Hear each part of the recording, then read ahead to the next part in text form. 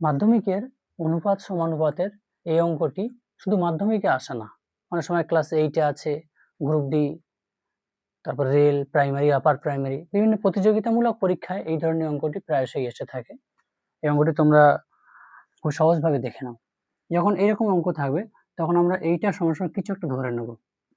তো আমি এটা দেখে দেখে লিখে নিলাম। সর্বপ্রথমে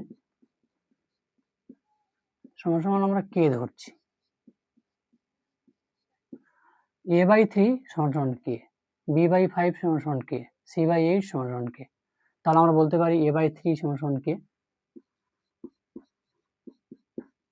এর নিচে 1 আছে, কোনাকুনি গুণ করব, এই গুণের নাম বজ্র গুণ, a1 কে a সমান 3 কে। অনুরূপভাবে এইটা সমান এটা লিখতে পারি b/5 সমান কে, এর নিচে 1 আছে, কোনাকুনি গুণ করব, b, এটা কোনাকুনি গুণ করলে হবে 5 কে।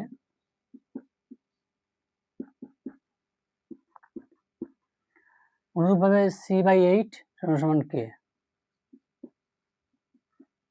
এর নিচে 1 আছে, কোনাকুনি গুণ করব, c, এটা গুণ করলে 8 কে।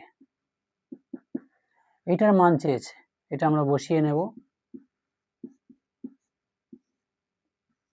মান বসিয়ে দেবো। a এর মান কি, a এর মান 3 কে, যোগ b এর মান কি 5 কে, c এর মান 8 কে, বাই c মানে 8 কে। এটা যোগ করব, যোগ করলে হচ্ছে 8 5 13, 14 15 16, 16 কে বাই 8 কে, কে আর কে কেটে গেল, 8 2 16, তো এই হলো অ্যান্সার।